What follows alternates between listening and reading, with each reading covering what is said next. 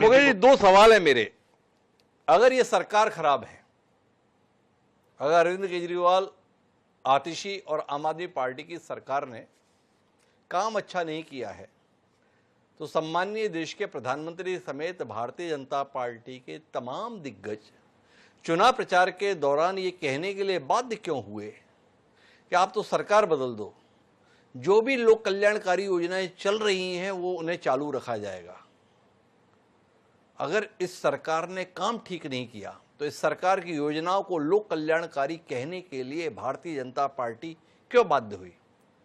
3 दशक से ज्यादा हो गए इन चुनावों को देखते हुए। मुझे किसी राज्य में भारतीय जनता पार्टी ने आज तक ये नहीं कहा ये कल्याणकारी योजनाएं चालू रहेंगी। अरविंद केजरीवाल ने इतना मजबूर कर दिया आपको, आम आदमी पार्टी ने इतना विवश कर दिया कि आप कह रहे हो बदल दो सरकार, योजनाएं चालू रखेंगे जन कल्याणकारी। मुकेश जी, मानते हैं आप कि अरविंद केजरीवाल की दिखाई राह पर चलने के लिए मजबूर हो गई भाजपा? स्वीकारेंगे? नहीं, ये मैं बिल्कुल नहीं स्वीकारूंगा। डॉक्टर हिमांशु, आप देखिए कि हमारी प्रोग्रेसिव रिजीम है। अभी आपने देखा मिडिल क्लास को कितना बड़ा हम लोगों ने टैक्स बोनेंजा दिया जी। कितने मिडिल क्लास के लोग जो हमेशा हम पर ये लांछन लगता रहता था कि मिडिल क्लास के लिए बजट में कुछ नहीं है जी। अभी निर्मला सीतारमण जी के बजट ने पूरा 12 लाख तक के जो है आपके उसको, अरे बड़ा डरा के रखे हो मुकेश जी। आप कह तो दिए 12 लाख तक टैक्स फ्री, पर उसके साथ में ये भी बताया 8 तारीख को कुछ पेशवेश करने वालों इनकम टैक्स के अंदर में रिफॉर्म डिटेल में, वो डिटेल बड़े डराए हुए हैं। देखिए, हमें तो चुनाव लगातार लड़ने हैं, अगले साल बिहार में लड़ने हैं, तो अगर हम रोल बैक करेंगे, हमारी आदत नहीं है रोल बैक करने की। हमने जो बोल दिया तो उसको करके दिखाएंगे। उसमें बिटवीन आप ये तो भाई इनकम टैक्सेशन के कैलकुलेशंस कैसे होती हैं तो जटिल मामला है, लेकिन ये आप देखिए कि कितना बड़ा कदम उठाया है। अरे ऐसा पहले कभी आपने देखा क्या कि बजट में ये कहा गया हो कि रिफॉर्म हम जो है 1 हफ्ते बाद बताएंगे? बजट में ही बताया जाता है क्या क्या करेंगे। ये 8 तारीख तक की गुंडी क्यों लगाई मुकेश जी? आपको ये बात समझ में आई? नहीं, देखिए ऐसा है कि टैक्स का मामला जो है, अब आपको फिस्कल डेफिसिट को भी कंट्रोल करना है, आपको हर तरीके से कैलिब्रेशन करना। आप ये बहुत बड़ा क्रांतिकारी कदम उठाया, आप उसका तो स्वागत करिए आंशिक रूप से। जब आप 8 तारीख का अभी से क्यों आप उसकी विश्लेषण कर रहे हैं? तो अभी तो आप उसका आनंद उठाइए, और उसके बाद जो अगर गलत करती है तो बीजेपी की छवि जो है। चलिए, मैं इसके आनंद के लिए श्रवण जी के पास आता हूं, लेकिन एक सवाल आपसे और पूछता हूं, लेकिन उससे पहले एक बयान दिखवाता हूं। अरविंद केजरीवाल ने कुछ कहा है, इस पर मुकेश त्यागी जी आपकी टिप्पणी चाहिए। सुनिए अरविंद केजरीवाल क्या कह रहे हैं।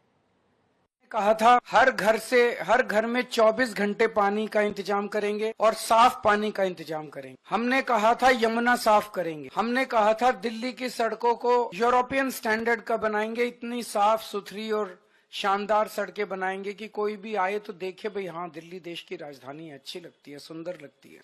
ये 3 गारंटी मैंने 2020 में दी थी। आज मैं सबके सामने कबूल कर रहा हूं कि ये 3 काम हम नहीं कर पाए पिछले 5 साल में।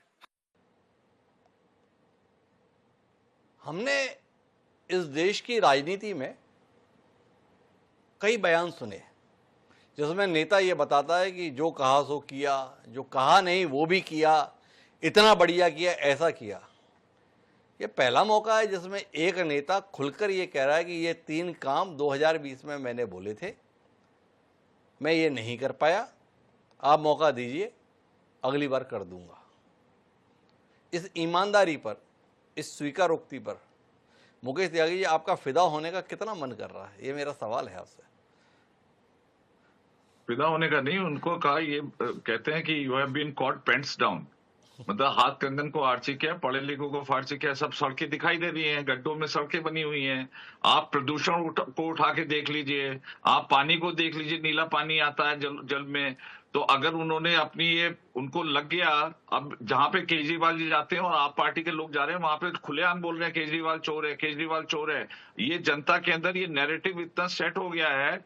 अब ये केजरीवाल जी अपनी एक बड़ी मैं बहुत स्पष्टवादी व्यक्ति हूं, मैं जो बोलता हूं ईमानदारी से बोलता हूं, अपनी गलतियों को मानने को भी तैयार हूं। कौन सी गलती मानी है आपने?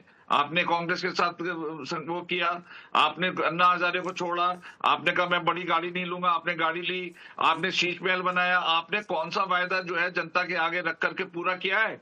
आप सिवाय, मैं समझता हूँ इतना बड़ा राजनीतिक उपहास हिंदुस्तान के राजनीतिक इतिहास में नहीं होगा जो केजरीवाल हैं और भोले राजनीतिक उपहास किया है मुकेश त्यागी जी, स्वीकारने के लिए तैयार नहीं है, ये अलग बात है। उनकी पार्टी बोल रही है, सत्ता में ला दीजिए, जन कल्याणकारी योजनाएं चालू रहेंगे।